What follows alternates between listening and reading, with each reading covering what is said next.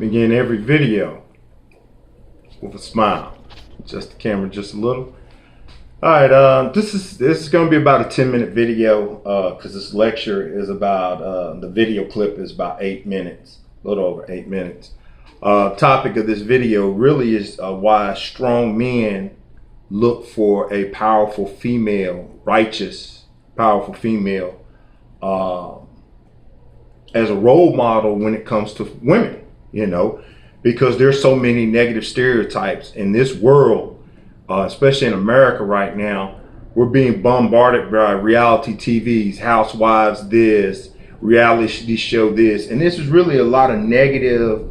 I mean, I don't even want to hang out with people who either watch these shows or believe this is reality, because it is not. It's just, it's chaos, and it's like Jerry Springer in reality, and it's just so crazy. And I saw this and I just had to post it on my Facebook page, which is Frederick 24/7/365. It's my vlogger page. My personal page is Frederick Indigenous Exile, which, you know, I had to post this, and I'm just going to get to it, and I'm just going to play it. My position is that the black woman's disrespect and rebellion against the leadership and the authority of the black man is a direct cause of the breakdown in our black family structure. Now, of course, there are many black people who consider those fighting words, because as black women, we have never been subject to the kind of examination that our men have been subject to since we have been here. We have been somewhat protected and shielded from any kind of critiquing about our personal behavior, whereas our men have always been up for examination. The book is not an attack on black women. I have never said that all black women do everything that I list in my book. None of us have lived long enough to do everything that I list in the book, but most of us do some of the things that I have listed in my book. And I do say that it is not because of generalizations that we are all victimized by some of the negative patterns of behavior in the book, but the book just represents our collective contribution.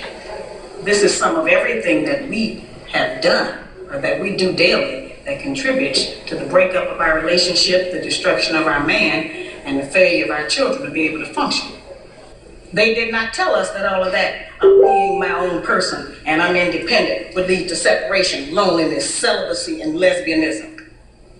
They didn't tell us that if you give up the man, you're going to take one of these things and it's worse and it will destroy your nation. They didn't give us that information. They made us think that it was some kind of glorified position to brag about the fact that I got my own job, my own credit card, my own car, so I don't need no man. I don't even know how we got that mixed up. Ain't none of that got nothing to do with being with no man.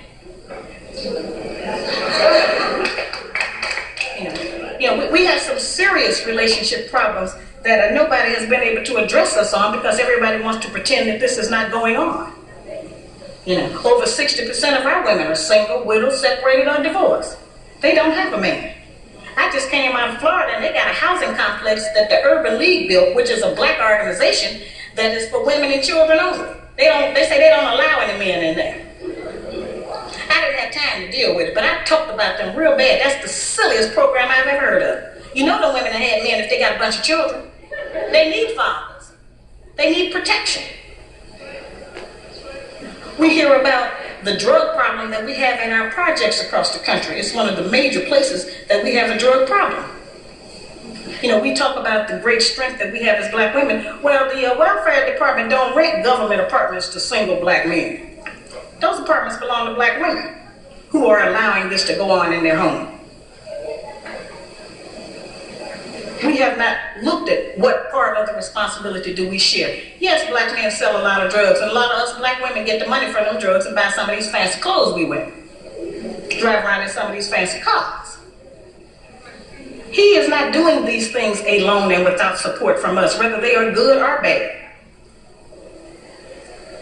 See, we have a lot of power. We are very strong women. I'm saying that we're using our strength in the wrong direction. We're using it to tear our man down, tear our nation down, instead of building it up. Having an education and a job does not necessarily mean you have a successful life.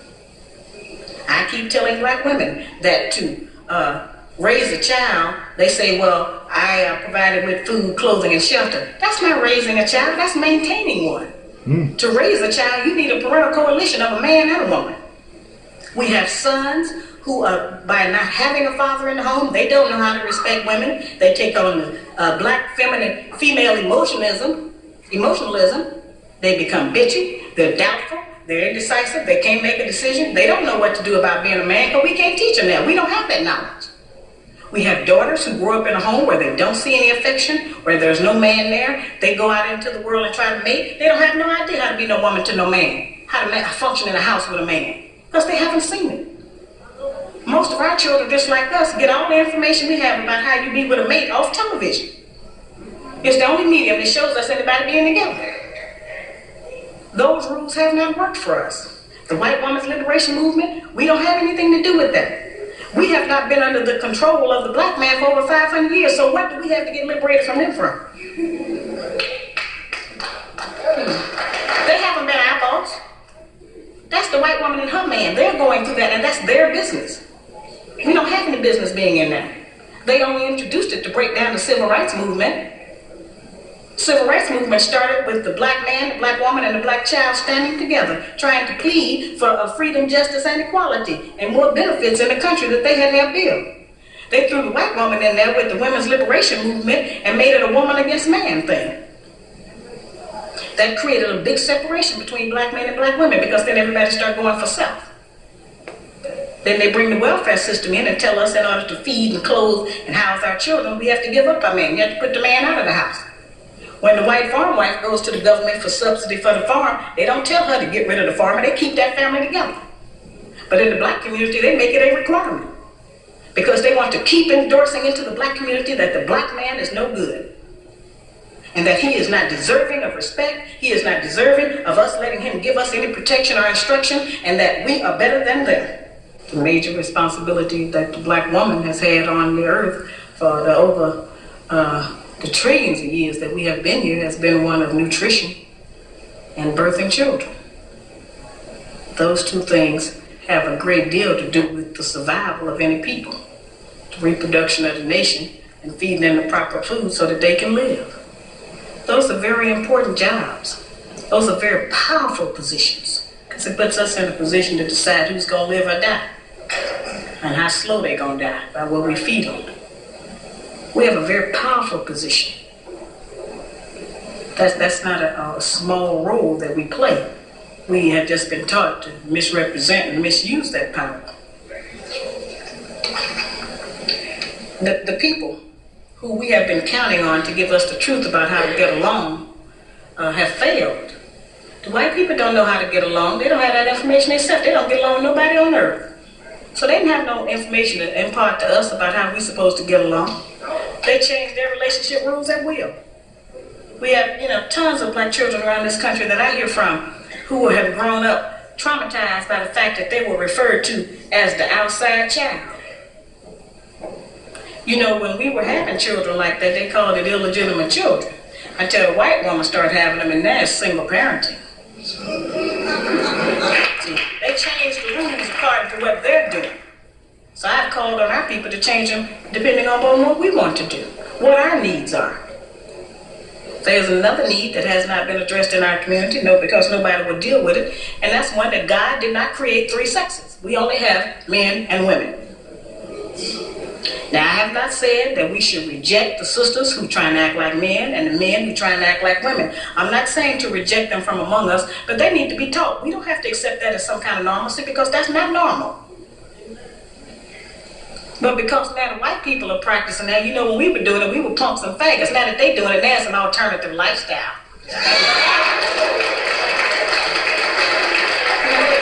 I'm trying to demonstrate how they have set rules that they have forced us to follow that they don't even follow themselves. They change the rules to suit them when they get ready. We can change them to suit us when we get ready, especially if we have what we have now, which is a failing system. It hasn't worked for us. We don't have to be ashamed that it hasn't worked for us. That is deep. That is deep. That is deep, deep, deep, deep, deep.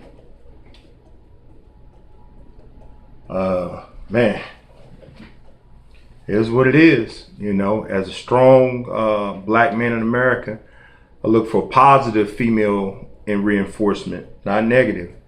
And this sister was on point. I'm still trying to find out her name, who it is, because this Facebook link didn't show it, but I will in time. And I'm not using this to be any kind of racist or negative. You know, it's just, it is what it is. You know, this is what's going on in America and it has to be addressed. So it's just the reality of it. It's really the reality of it. You know, on that note, hey, I can just say it like this. I'm single and I'm not happy with it. You know, I'm looking for a sister with that kind of energy who feels me in that kind of way. You know, I know this is probably married, so I wish her peace, health, and wealth.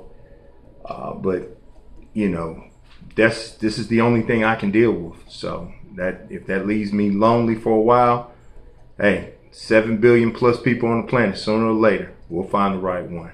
So I leave everyone in this video, peace, health, and wealth.